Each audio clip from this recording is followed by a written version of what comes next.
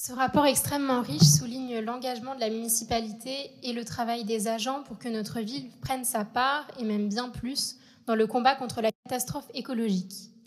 Il est à noter que la crise du coronavirus n'a pas détourné l'intérêt et les efforts de notre ville vis-à-vis de cette problématique, bien au contraire. Et à raison. Ces temps de crise sanitaire sonnent le glas d'une nouvelle ère. Une nouvelle ère de conséquences dramatiques, mortifères et surtout irréversibles. Conséquences de l'exploitation déraisonnée des ressources naturelles et des autres espèces. Pollution de l'air, biodiversité ou encore efficacité énergétique, lutter contre la catastrophe écologique se fait sur tous les fronts, comme on peut le constater dans ce rapport. Cependant, et au vu de l'année écoulée, la sécurité sanitaire est enfin au cœur de l'attention au niveau international. Et pourtant, cette crise n'est ni étonnante, ni la dernière crise sanitaire à laquelle nous allons avoir affaire. En novembre dernier, on rapportait déjà dans au moins 7 pays, dont la France, des cas de Covid chez des visons dans des élevages à fourrure, avec pour conséquence au moins une mutation du virus et l'abattage des cheptels de plusieurs pays. À l'heure où je vous parle, le Danemark est en train de déterrer 4 millions de visons, puisqu'on s'est rendu compte que ces cadavres enfouis à la hâte polluent gravement le sol. C'est extrêmement choquant, mais ça n'est pas étonnant. L'élevage intensif, c'est Halloween tous les jours. Est-ce un cas spécifique à la crise actuelle bornée au coronavirus ? Eh bien malheureusement non.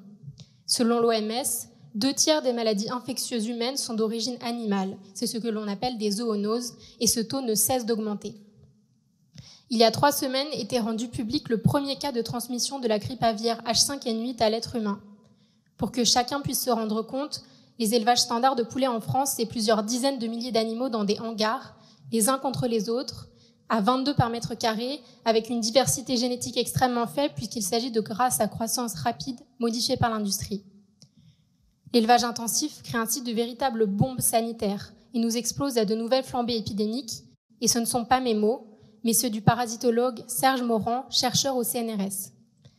Et malheureusement, je n'ai même pas fini de dresser le triste portrait de la situation dans laquelle nous nous trouvons, puisque se pose également la question de l'antibiorésistance. En France, plus d'un tiers des antibiotiques sont utilisés dans les élevages, dont des antibiotiques classés critiques. Ce recours massif et systématique aux antibiotiques favorise la résistance des bactéries et cause ainsi la mort de 12 500 personnes chaque année en France, soit en moyenne le décès de 10 fontenaisiens et fontenaisiennes chaque année. Sous le poids des lobbies, on ne peut que constater l'inaction totale du gouvernement vis-à-vis de l'élevage intensif. Le sujet étant soigneusement évité, y compris lors des récentes lois maltraitance animale et de la loi alimentation. Fontenay-sous-Bois peut continuer de faire office d'exemple sur la question, notamment grâce aux engagements pris dans le cadre de la charte Une ville pour les animaux, dont le premier objectif est d'exclure totalement de la commande publique fontenaisienne l'ensemble des produits issus de l'élevage intensif. Nous devons continuer de faire tout ce que nous pouvons pour lutter contre ce fléau, clé de voûte de la lutte contre le dérèglement climatique et pour la sécurité sanitaire de tous les citoyens.